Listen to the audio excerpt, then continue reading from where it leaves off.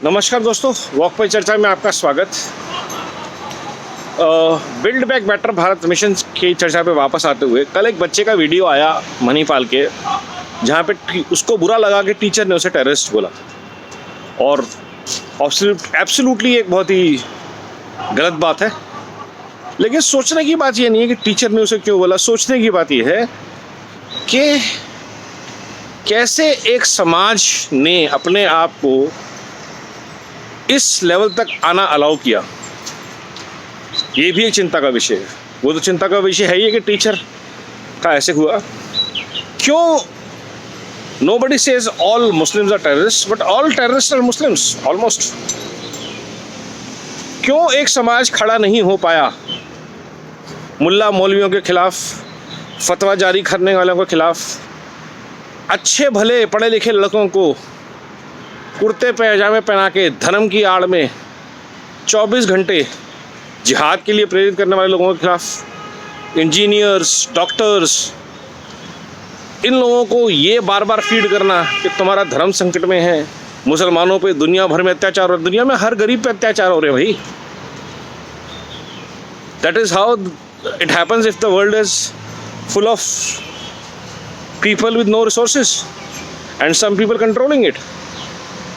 और ये आज से नहीं हो रहे हैं, बट ये आइसोलेट करना अपने आप को, अपनी कम्युनिटी के अपने लोगों को कि क्योंकि जिहाद तुम पे हो रहा है तो तुम दुनिया को जाके बर्बाद कर दो, लड़ो भिड़ो, वो माइंडसेट जो आपने लोगों के अंदर भर दिया, उसका नतीजा ये है कि it's a real sorry state of things. लेकिन छोटे छोटे बच्चों को, स्कूल के बच्चों को ये सब सुनना पड़ता है। और इसके लिए सो कॉल्ड इंटेलेक्चुअल मुस्लिम्स भी जो हैं वो कम रिस्पॉन्सिबल नहीं है। राना, आरफा, आरजे साइमा, एक so called mister Zubair, they don't want to normalise things, they want to keep on escalating. कि जैसे दुनिया में अगर कोई अत्याचार हुआ है तो मुसलमानों के खिलाफ ही हो रहा है और किसी के खिलाफ अत्याचार हो नहीं रहा, बाकी के खिलाफ होता है तो they keep their mouth shut. Why no candle march was held in the case of Aftab murdering Shraddha, cutting her into pieces? क्यों किसी की वॉशिंगटन पोस्ट में आर्टिकल नहीं आया? और उसको नॉर्मलाइज कैसे किया जा रहा है कि किसी और ने किसी और एपिसोड में हिंदू ने अगर हिंदू को काट डाला तो वो क्राइम रिपोर्ट नहीं होता। Let's understand the psyche of the crime. Was it love? तो ये जो चीज़ें हैं जिसमें ये लोग हवा देते हैं इन चीज़ों को, गुजरात के दंगे 2002 में हुए थे और आज की डेट तक उस चीज़ को पीसा जा रहा है। 47 के दंगे हुए, कश्मीर जेनोसाइड भी क्यों नहीं बात कर रहे आप? जब आपको 2002 याद है, आप 1989 की बात क्यों नहीं करते हैं? करिए ना। जब आप वन साइड ऑफ नरेटिव को एम्पलीफाई करते हैं, ओवैसी जैसे लोग, जुबैर जैसे लोग, पढ़े लिखे barrister's, so called fact checkers, तो उससे क्या होता है कि मुल्ला मौलवियों को तो आदमी फिर भी इग्नोर कर देता है। जब ये लोग बोलते हैं तो लोग लामबंद होते हैं, और जब लामबंद होते हैं तो दोनों तरफ से लामबंदी होती है। Why can't you be Indian first? Why do you have to hate people? आप अगर, एक सिंपल सी बात है कि जिस देश में, जिस कल्चर में आप पार्ट हैं, उसको आप ओवर कंट्रोल, ओवर पावर तो नहीं कर सकते ना। अगर आप पॉपुलेशन कंट्रोल के नाम पे खड़े हो जाते हैं, अगर आप यूनिफॉर्म सिविल कोड के नाम पे खड़े हो जाते हैं जो कि कॉन्स्टिट्यूशन में एम्बेडेड है, क्यों पॉपुलेशन कंट्रोल इतने सालों से फेल हो रहा है? क्योंकि पॉलिटिकल पार्टीज वोट बैंक की राजनीति की वजह से डरती हैं। अल्पसंख्यक की राजनीति जो है उससे उनकी जान निकलती है।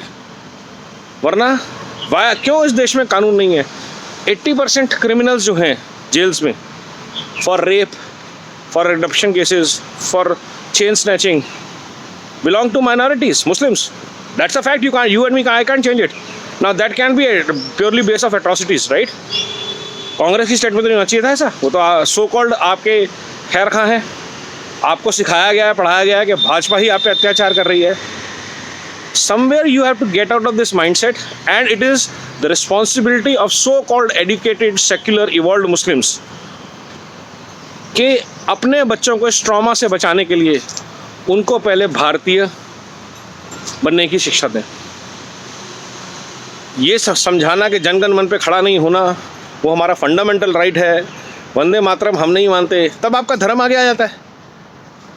जहाँ पे मुल्ला मौलवियों के वीडियो आते हैं कि औरत और बकरी में फ़र्क नहीं है, वहाँ पे आप फैक्ट चेक नहीं करते हैं। लेकिन अगर एक नूपुर शर्मा के खिलाफ के सपोर्ट में कितने लोग खड़े हुए बताइए, तब आपका देशतंत्र कहाँ गया था।